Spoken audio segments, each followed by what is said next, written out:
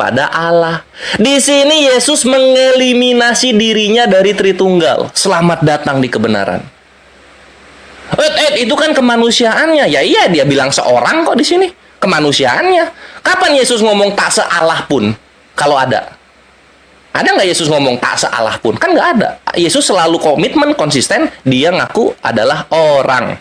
Jadi Tritunggal di sini sudah gugur oleh perkataan Yesus dalam Markus 10:18. Thank you.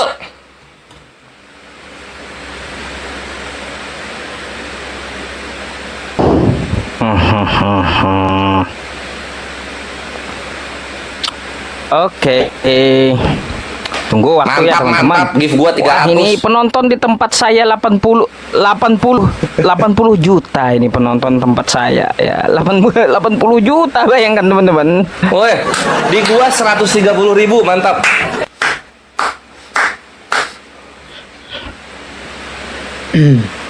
Silahkan dipencet.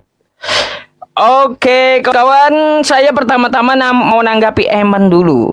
Kan saya udah katakan kepada Eman ya di awal opening saya, kalau mau berbicara tentang tauhid di dalam agama Islam, buang dulu di pemikiran Anda bahwa Tuhan umat Islam itu sama dengan makhluk. Udah diperingatkan juga di awal ya. Kalaunya Allah itu esa, kayak gimana bentuknya? Yang berbentuk itu makhluk ya. Kau mau lihat Allah? Angin aja kau kagak tahu bentuknya. Kau punya ruh kau aja kau kagak tahu bentuknya. Di mana letaknya? Ya, aduh. Udah dibilang ya, kalau berbicara tentang tauhid dalam agama Islam, buang jauh-jauh pemikiran Anda tentang Allah itu sama dengan makhluk gitu. Udah disampaikan oleh Bang Kores tadi. Saya sampaikan lagi ya teman-teman. Nih.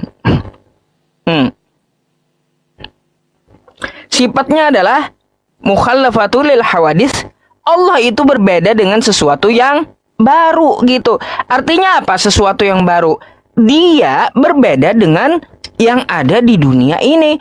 Kalau kita bisa melihat sesuatu ya, maka itu jelas bukan Tuhan. Ya, bukan Tuhan. Berarti syirik ya, menuhankan yang bisa dilihat. Dah. Itu yang pertama. Yang kedua, tentang yang dikatakan oleh Eman tadi. Lalu gimana dengan namanya? Katanya ada 99. Wah, namanya 99. Jadi Tuhan ada 99 gitu maunya. Coba bedakan ya, apa itu tauhid yang artinya esa, apa itu yang 99 tentang Asmaul Husna. Itu adalah nama terbaik Allah ya. Itu dalam konsep tauhid salah satunya asma wa sifat namanya. Asmanya, bukan Tuhannya yang banyak. Ya. Namanya ya. Contoh saya sendiri nih ya, saya sendiri nama saya banyak, gelar saya banyak, karena dari sifat saya orang memberi saya gelar banyak gitu ya. Jadi sayanya tetap satu tapi penyebutan saya banyak, bukan berarti Tuhannya banyak ya. Beda dengan Tritunggal, ada Roh Kudus, ada Yesus, ada Bapa yang di sorga. Beda udah, beda, nggak bisa dianalogikan seperti tauhid, enggak. Karena apa? Kalau udah lebih dari satu pribadi, saya udah bilang konsep Trinitas di dalam Al-Quran itu sangat ditolak mentah-mentah ya.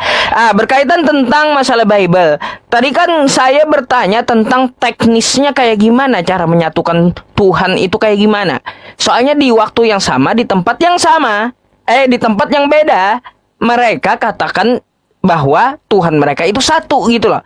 Lalu gimana cara menyatukannya? Satu di tanah, satu di langit, satu di sorga. Kayak gimana itu? Nggak masuk akal. Kayak gimana? Pakai apa nempel-nempelnya supaya tiga itu jadi satu gitu? Pakai lempok kayak gitu. Terus juga nggak ada tanggapan dari kalian. Dari mana Yesus mengajarkan Trinitas? Yesus aja berkata, ya dia mengutip Ulangan 6 nomor 4. Hai Bani Israel, Tuhan Allah kita, Tuhan itu Esa. Kagak ada Yesus mengatakan, hai Bani Israel, Tuhan Allah kita, tiga dalam satu. ada ajaran Yesus kayak gitu. Makanya dari mana Trinitas itu dari mana? Karena bukan ajaran Yesus. Tentang masalah konsep ketuhanan ini ya teman-teman, sering kita bertanya. Saya tanya dulu dah di Roma 14 nomor 9. Ya, coba Roma 14 nomor 9. Kalian buka sendiri dah ya. Di situ dikatakan di Roma itu Yesus itu mati dulu baru jadi Tuhan. Nah, pertanyaan saya, kalau dia belum mati berarti belum Tuhan, kayak gitu. Saya mau tanya itu dulu dah. Bagaimana pengertian kalian tentang Roma 14 nomor 9 itu? Saya bacakan sebentar ya buat teman-teman. Nih. Saya mau nanya ini nih ya. Roma 14 nomor 9. Sebab untuk itulah Kristus telah mati dan hidup kembali. Supaya ia menjadi Tuhan. Pertanyaan saya, kalau dia kagak koit, berarti dia kagak jadi Tuhan. Ya, kayak gitu atau gimana? Ya. Nah, silakan.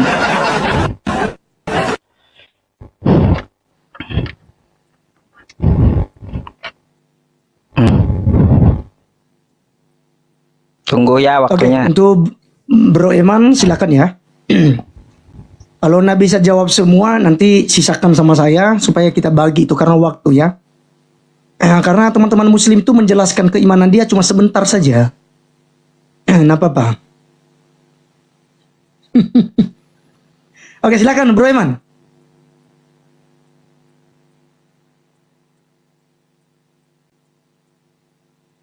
Mike, termute. Oke, baik. Terbiasa saudara saya yang sudah menyampaikan sesuatu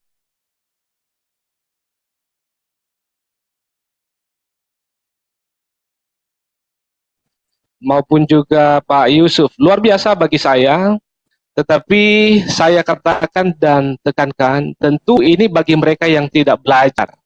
Tetapi bagi kita yang sudah tahu dan mengerti bahwa sesungguhnya ada hal-hal yang perlu kita tegaskan dan perlu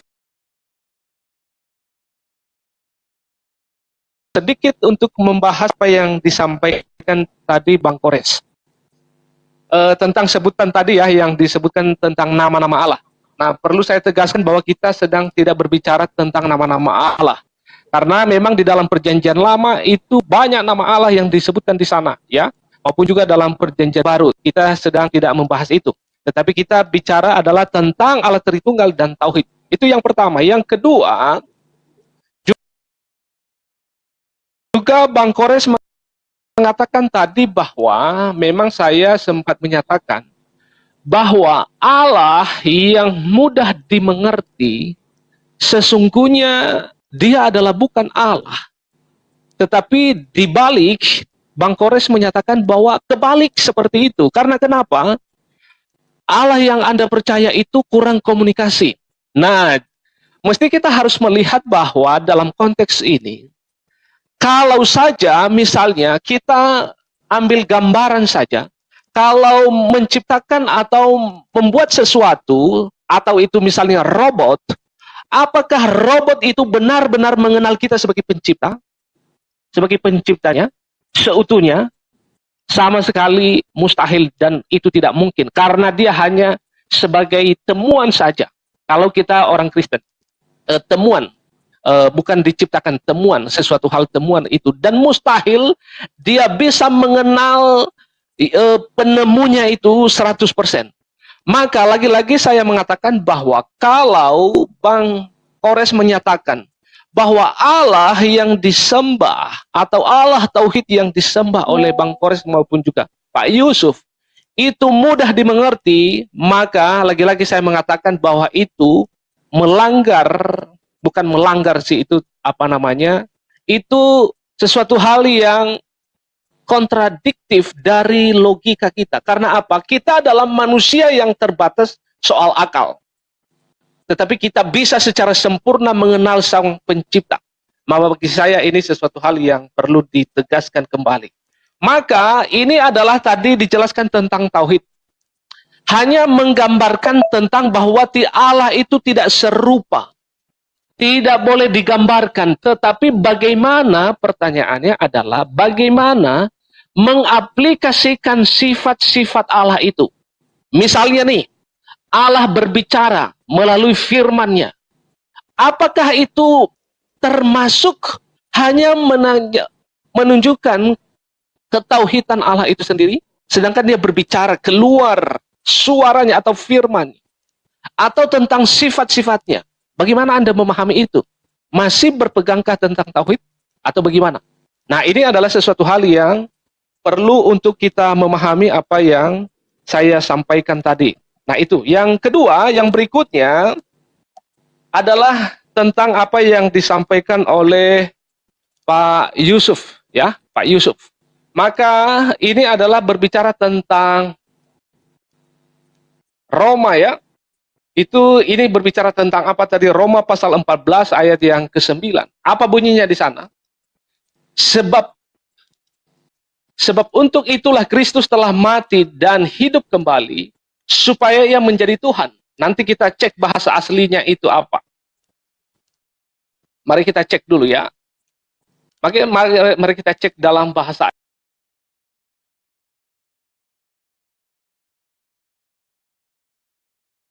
asli kata Tuhan di sana.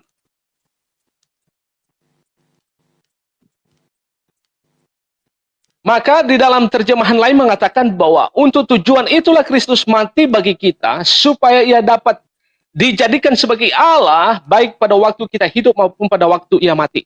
Maka ini menunjukkan bahwa ayat itu ini adalah berbicara tujuan daripada kematian Kristus. Karena Yesus Kristus itu adalah sudah ada sejak kekekalan. Nah, kalau kita bicara tentang hal itu ada banyak. Misalnya Kristus pernah berkata bahwa sebelum Abraham ada, saya telah ada. Maka ini adalah bicara tentang tujuan daripada kematian Kristus di atas kayu salib itu. Maka disebutkan di sana, dia akan menjadi Allah saya dan Allah saudara semua, baik pada waktu hidup maupun pada waktu kita mati. Maka hal ini sangat jelas. Nah, itu adalah poin saya dari apa yang disebutkan oleh Pak Yusuf dari poin itu.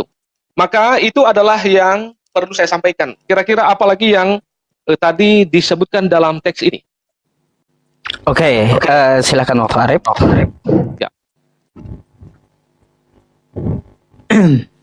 Ya. Oke, kencangkan tap-tap layarnya guys ya. Supaya tidak rungkat ini, makin panas ya. Ya, jadi saya rasa tadi ada beberapa hal yang sudah dijawab oleh Bro Eman. Jadi mungkin saya hanya meneruskan sedikit ya. Mungkin Bro Yusuf, karena waktu Bro Eman habis tentang Roma 14 ayat 9. Beberapa waktu yang lalu ketika diskusi, saya sudah menjawab Anda. Yesus itu disebut sebagai Tuhan, itu bukan hanya pada saat dia mati. Ya. Jadi Anda jangan framing ayat itu bahwa Yesus itu harus mati dulu baru jadi Tuhan. Tidak. Dalam Lukas pasal 2 ayat yang ke-11 dikatakan apa? Hari ini telah lahir bagimu Kristus Tuhan di kota Daud. Dor. Ya. Jadi ketika Anda framing hal itu, Anda harus melihat dulu. Dan juga Anda harus paham, Yusuf, bahwa Yesus itu bukan baru ada ketika dilahirkan. Yesus Kristus sudah ada jauh sebelum dunia ada. Makanya Yesus berkata, aku adalah Alfa dan Omega, yang awal dan yang akhir. Ya. Dalam Wahyu pasal 1 ayat 17 sampai 18, aku adalah firman Allah yang hidup. Yang lihat aku setelah mati tapi aku telah hidup kembali. Jadi dia sudah ada dalam Yohanes 8 ayat yang 58 ya. Juga dikatakan bahwa Yesus Kristus itu sudah ada, bro. Ya, sebelum Abraham ada. Ya. Itu ya. Yesus berkata kepada mereka, sesungguhnya sungguh aku berkata kepada sebelum Abraham ada, ya. Sebelum Abraham ada, aku ada. Gitu loh. Ya. Sebelum Abraham ada itu dia sudah ada dalam terjemahan baru. Saya menggunakan ILT3 tadi itu ya untuk menjawab Kores sebenarnya, tapi sudah disampaikan oleh Bro Eman tadi. Kalau Anda menanyakan tentang nama Bro Kores, kami kekristenan tidak pernah bingung. Oneness juga suka kali menyerang kami itu. Siapa nama Yesus? Siapa nama Bapa? Siapa nama Roh Kudus? Bro, dalam Yesaya 42 ayat 8, itu Allah Tritunggal itu telah menjelaskan namanya. Akulah Yahweh. Itulah namaku. Makanya di dalam Matius pasal 28 ayat 19 tadi yang saya bawa, bro, yaitu menunjukkan bahwa baik nama Bapa, nama Anak, dan nama Roh Kudus itu dalam satu nama dia gunakan di sini ya, esto onomat. Ya, eistoonoma dalam satu nama, bukan dalam satu nama-nama. Kalau eistoonomata, baru Bapa punya nama sendiri, Anak punya nama sendiri, Roh Kudus punya nama sendiri. Tapi dalam satu nama, yaitu siapa? Yahweh Yod He Vav He, di dalam Yesaya 42 ayat yang ke-8. Jadi tidak bingung, bro. Tidak bingung, tapi kebanyakan kami hanya menggunakan telah dibaptis, ya, nama yang bernama Kores, ya, amin, ya, amin, biar dibaptis secepatnya, ya.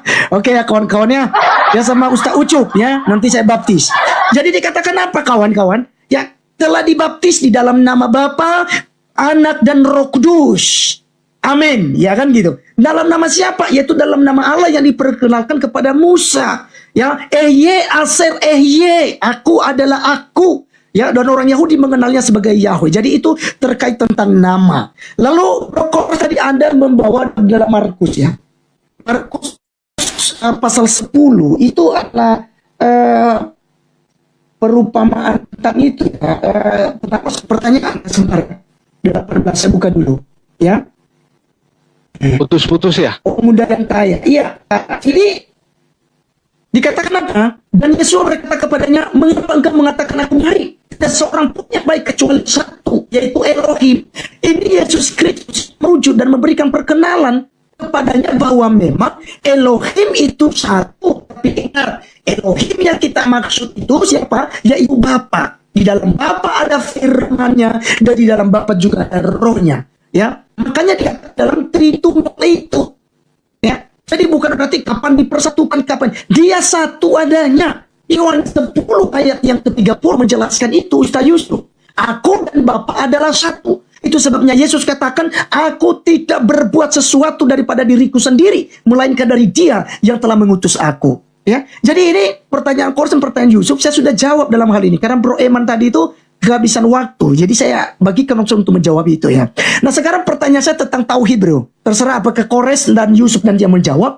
Kalau kalian bilang bahwa tentang tauhid ini, saya tahu saya ada 3 konsep tauhid, yaitu ada tauhid rububiyah, kemudian tauhid uluhiyah, dan tauhid asma wa sifat. Nah, nanti itu tolong dijelaskan seperti itu, karena ternyata ada 3 jenis tauhid di dalam Islam. Apakah itu merujuk kepada kejamakan? Yang kedua, yang berikut ini, jelaskan tentang kata kami di dalam Al-Quranmu. Kenapa Allah Subhanahu wa Ta'ala menggunakan kata ganti kami? Bukankah kami itu jamak sama dengan kata kita dalam Kejadian 1 ayat 26? Dor, selamat datang di kebenaran.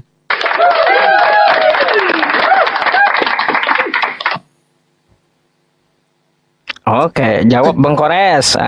Silakan tuh kami. Tunggu ya, kita siapin dulu datanya. Terus satu lagi itu kata kami, ya. Oke. Ini ada di sini datanya. Tunggu ya.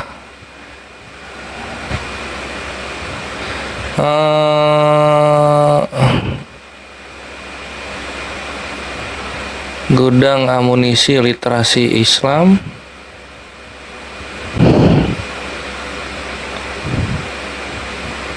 Gudang amunisi, ya. Iya dong, supaya cepat. Jadi kita nggak harus gitu. Karena gue sangat mengapresiasi pertanyaan gitu. Ini membuat kita belajar semua. Ya, Andai dia thank bisa you bahasa ya. Arab, saya nggak perlu data. Thank you pertanyaannya. Walaupun analogi Kores yang di awal nggak disenggol, kemudian ketika ditanya mengenai dalam nama itu malah ngulang, disuruh ngucapin dalam nama malah ngulang dia. Tapi nggak apa-apa, kita jawab dulu aja yang soal Islamnya. Pertama mengenai apa perbedaan tauhid gitu, uluhiyah, rububiyah, dan asma wa sifat gitu. Jadi kalian bisa buka nanti di NU Online. Ini nggak akan jauh beda dengan semua penjelasan Islam. Ini adalah pengkonsepkan mengenai bagaimana kita menjadikan Allah satu-satunya Tuhan. Pertama dari rububiyah. Rububiyah itu adalah pengakuan kuat bahwa Allah adalah Tuhan dan penguasa segala sesuatu. Gitu. Lalu kemudian uluhiyah. Uluhiyah adalah pengkhususan ibadah kepada Allah dalam perkataan, niat, dan perbuatan. Lalu kemudian yang ketiga adalah asma wa sifat. Asma wa sifat ini yang paling mudah karena tidak ada sesuatu pun makhluk yang sifatnya setara dengan Allah Subhanahu wa Ta'ala gitu. Ini nanti ada di bawahnya asma wa sifat ini. Nah, Itu jawabannya untuk tauhid mengenai konsepnya. Lalu kemudian untuk kami, kata kami, ini yang tidak ada di dalam bahasa Indonesia, yaitu konsep linguistik majestic plural. Ini contohnya bisa kita lihat penggunaannya itu ketika pemerintahan Inggris menjadi penengah dalam masalah arbitrase. Arbitrase itu adalah perbatasan negara antara Argentina dan Chili. Dalam pembukaan suratnya, Raja Edward mengatakan begini, "Now we, Edward, by the grace of God, King of the United Kingdom." Sekarang kita atau kami, Edward, dengan kasih sayang Tuhan, Raja dari Inggris Raya. Gitu jadi. Jadi kata kami itu majestic plural. Di Arab, di Perancis, di Inggris itu ada. Indonesia nggak punya. Kalian bisa lihat contoh paling mudahnya adalah ketika Muslim mengucapkan salam. Assalamualaikum. Mim di belakang itu jamak. Karena kalau misalnya mau tunggal gitu ya, itu pakai assalamualaika, pakai ka, bukan pakai mim. Nah, sesimpel itu jawabannya. Semoga belajar kawan-kawan Kristen. Lalu berikutnya kita akan bahas yang tadi gue bilang di awal. Ketika Matius 28 nomor 19 dikatakan, my bre, dalam nama, baptislah mereka dalam nama, itu kalian disuruh ngebaptis pakai nama. Bukan disuruh ngulang, gitu loh. Jadi mulai sekarang, mohon diperhatikan kawan-kawan Kristen, ketika kalian membaptis, ikutin Arif. Saya baptis kamu dalam nama Yahweh, gitu. Jangan diulang lagi, gitu. Karena kalian kelihatan gak belajar jadinya. Kan disuruh pakai nama, bukan disuruh ngulang. Kayak gitu. Dan jadi sudah kita ketahui ya, nama ketiga Tuhan ini adalah Yahweh, gitu. Sehingga Yahweh ini jatuhnya nggak tahu hakikat, nggak tahu nama dia, karena ketukar-tukar. Jadi ada yang satu itu ada Allah, yang satu itu ada Yahweh, yang tiga itu ada Bapa, Putra, Roh Kudus, gitu. Itulah 2000 tahun masih belum beres, bre. Jadi mohon dijelaskan lebih jauh aja nanti. Kemudian berikutnya tadi bawa analogi robot. Robot itu bisa tahu penciptanya siapa ketika penciptanya naruh program biodata biografi penciptanya di dalam codingnya si robot. Tahu nanti robotnya, semudah itu. Nah, kalau misalnya pencipta robot bisa begitu, kenapa Tuhan kalian kok enggak, gitu loh. 33 tahun di dunia kerjanya, ngapain aja kalau nggak menjelaskan keberadaannya. 33 tahun dia di dunia. Itu waktu yang lama untuk ukuran manusia. Kenapa nggak dijelaskan mengenai keberadaannya? Kenapa, gitu? Atau dia sudah menjelaskan, tapi kalian tetap merasa kurang sehingga kalian mencoba mengfitnah Tuhan kalian sendiri supaya cocok menjadi 3. Dan tadi soal apa namanya yang tauhid gitu, ketika Tuhan berfirman melalui firman-Nya, itu gue kurang ngerti. Apa dalam Kristen itu ketika manusia berbicara yang keluar manusia gitu? Jadi satu hakikat antara kata-kata manusia dan manusia, atau gimana gitu? Misalnya ini Eman berbicara, keluar Eman mau beli bakso, belum Eman mau beli bakso keluar manusia Eman. Gimana konsepnya ini? Kita nggak masuk di akal, serius. Jadi ya itulah, gua tutup penjelasan gua dengan pertanyaan. Ini ya, perhatikan pertanyaannya ya. Raja segala zaman. Raja segala zaman ini apakah Allah Tritunggal atau Allah yang tak nampak? Itu harus dijawab. Thank you.